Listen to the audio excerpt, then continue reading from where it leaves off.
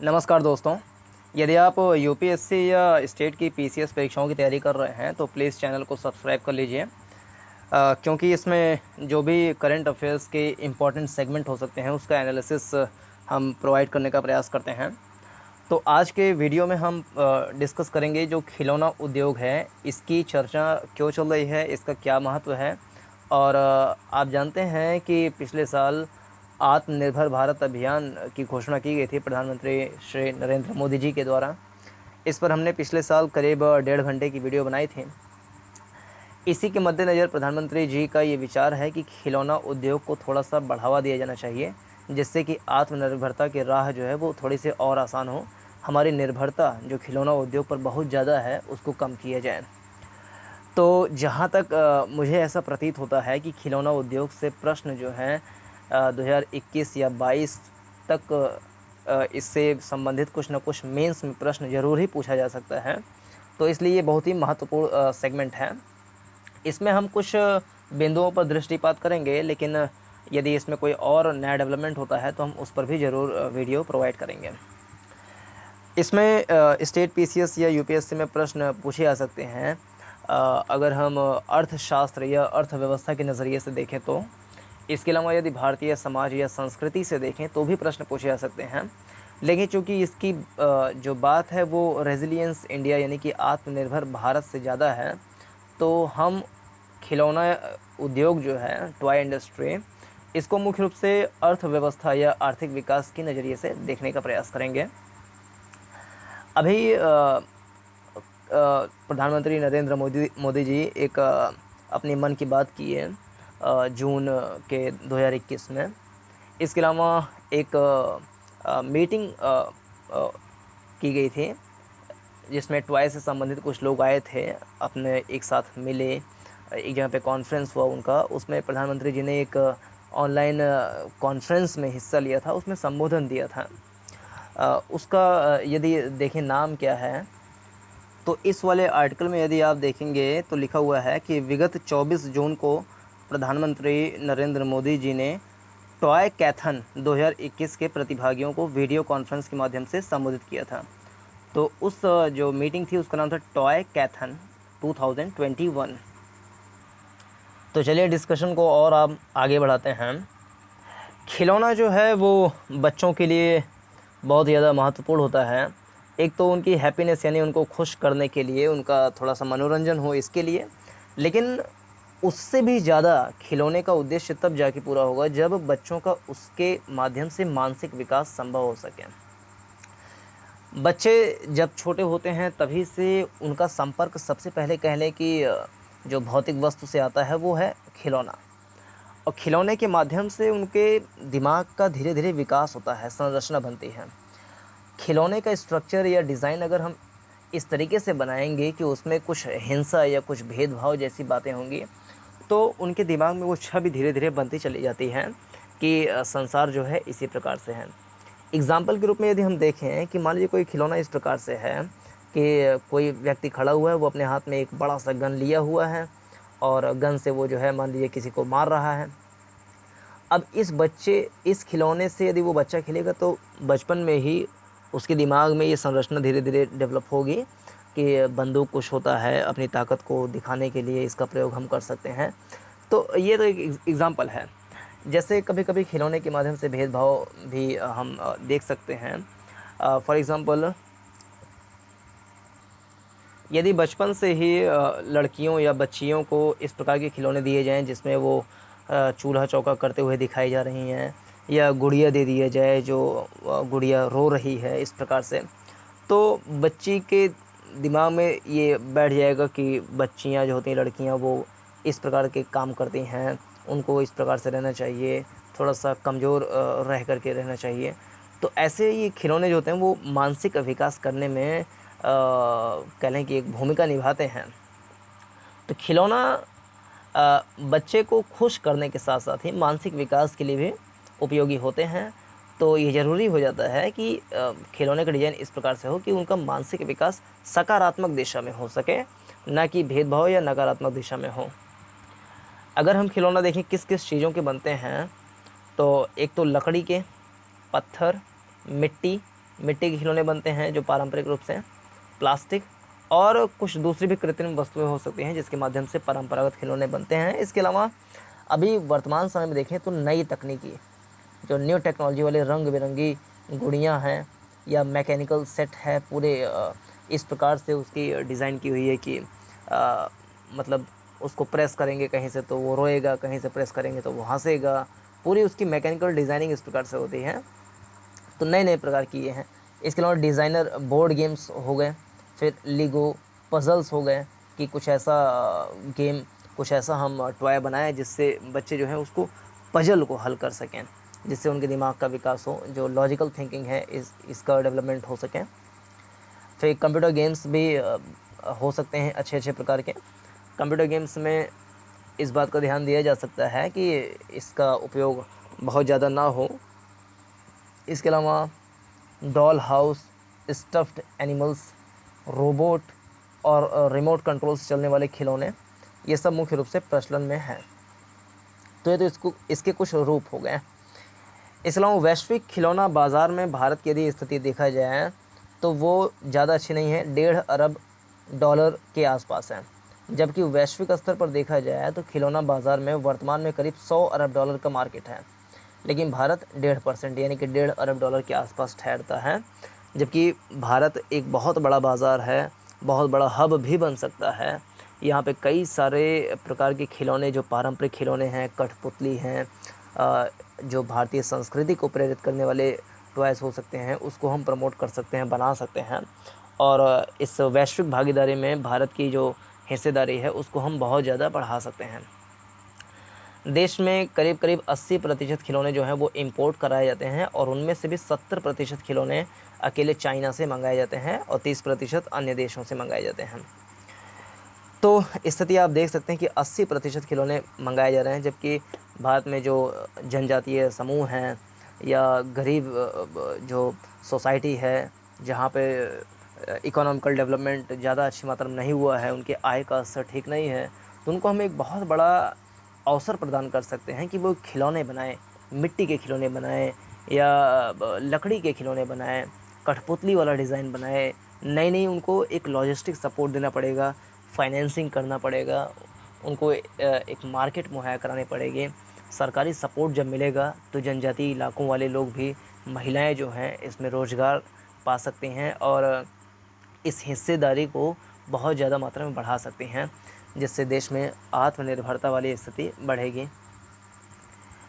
और फिर इसके उपाय क्या हो सकते हैं, सरकार क्या उपाय कर रही है और हम क्या अन्य उपाय सुझा सकते हैं, ये एक बहुत बड़ा होता है। जब हम आंसर राइटिंग करते हैं तो उसमें ये बात ज़रूर ही मुख्य रूप से दिखानी पड़ती है कि इसके उपाय क्या हैं या सरकार क्या नीतिगत उपाय कर रही है।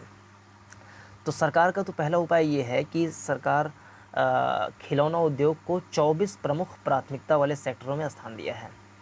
भारत सरकार कुछ सेक्टर को प्रमुख प्राथमिकता वाले सेक्टर के रूप में चयनित करती है, जिसमें से खिलौना उद्योग को भी ले लिया गया है, यानी अब इस पर मुख्य रूप से सरकार के द्वारा फोकस किया जाएगा।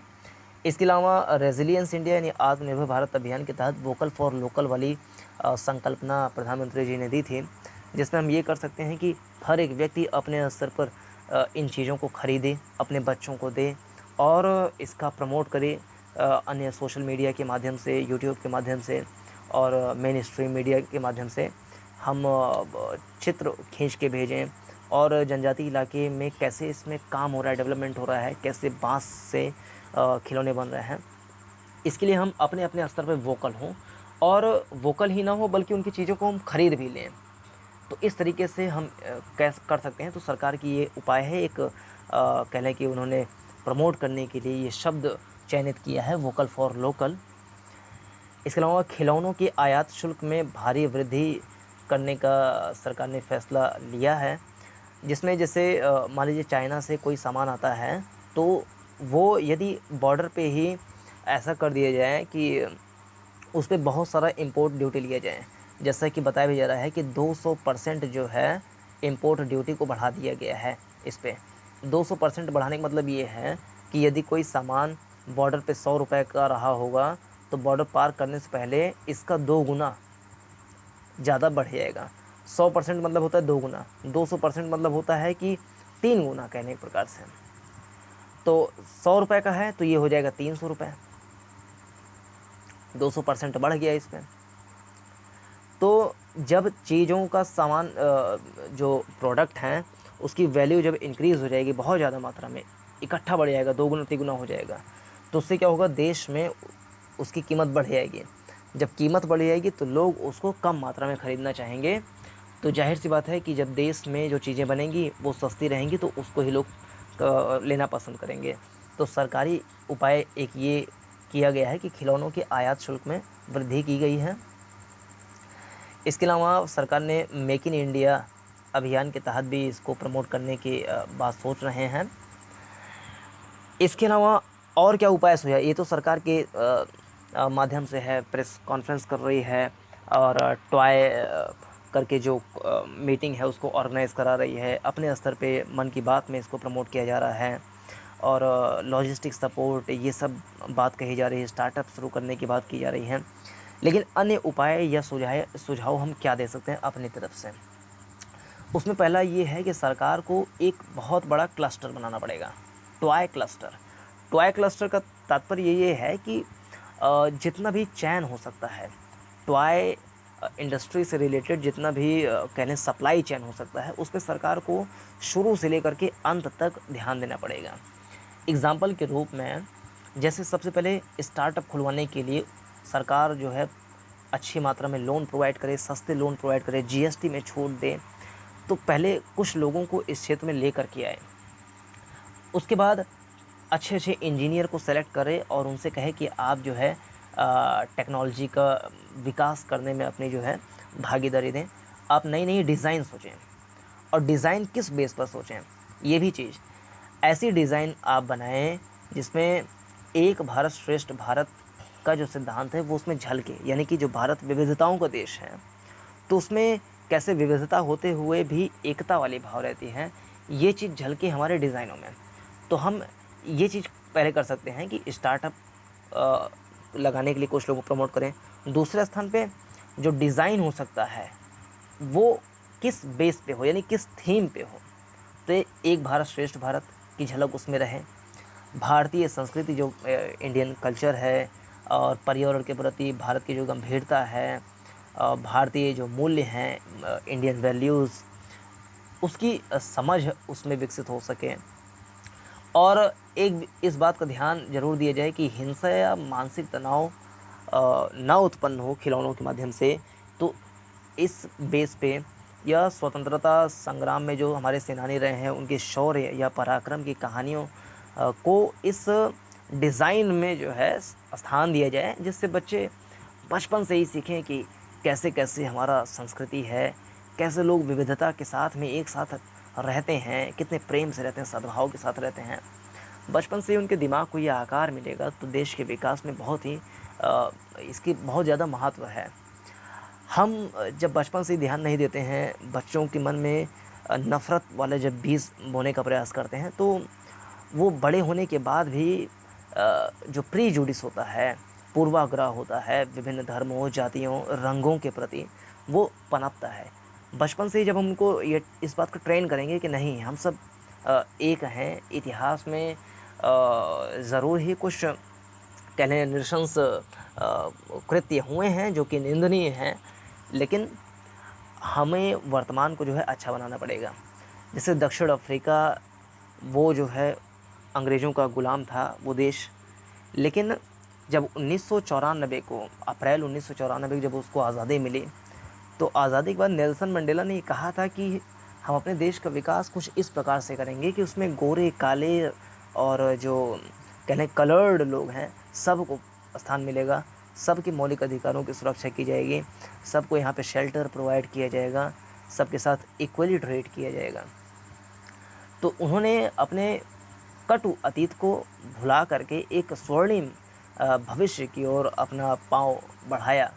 तो इस दिशा में हम भी कर सकते हैं कि इतिहास में कुछ अगर क्रूर कृत्य हुए हैं जैसे कि महमूद गजनवी, मोहम्मद गौरी, मोहम्मद बिन कासिम, इस प्रकार के, या औरंगज़ेब ने मंदिर तोड़वाए हैं, इस प्रकार के काम करवाए हैं, तो वो बहुत ही निंदनीय है। यदि इस प्रकार के कृत्य आज के समाज में होगा तो ज़रूर ही हमारे न्यायालय जो है उस पे कठोर दंड का प्रावधान करेगी।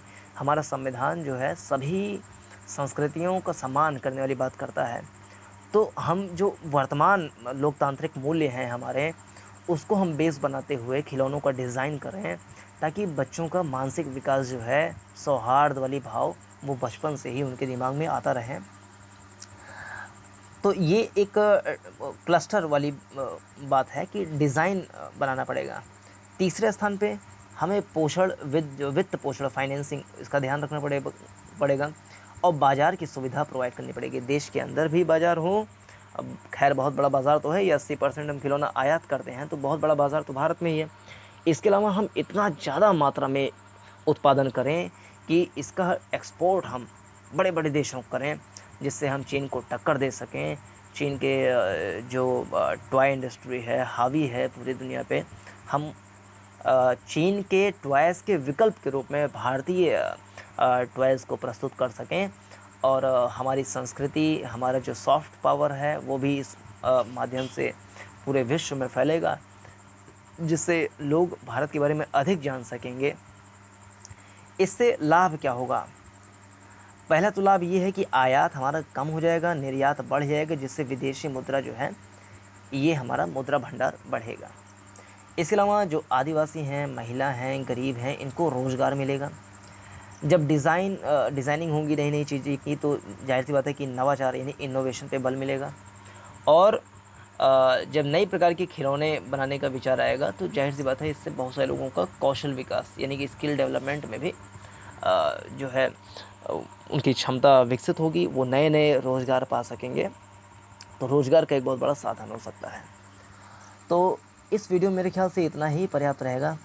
उम्मीद करते हैं कि खिलौना उद्योग पे ये वीडियो समझ में आई होगी, मैं समझा पाने में सक्षम रहा हूँगा। इससे संबंधित पूरी संभावना है कि 2021 या 22 या 23 या बहुत ज़्यादा 2024 तक एक प्रश्न ज़रूर ही पूछ लिया जाए यूपीएससी में या स्टेट के पीसीएस एग्ज़ाम में। तो जब इससे संबंधित प्रश्न पूछा जाएगा, तो हम पुनः इस बात को रिपीट करेंगे कि इसकी इम्पोर्टेंस उस समय कितनी ज़्यादा थी। तो फिर से आपसे कह दें कि आप चैनल को सब्सक्राइब कर लीजिए और जो है जो बेल आइकन है उसको प्रेस कर लीजिए, ताकि सारे नोटिफिकेशंस आपको मिल सकें।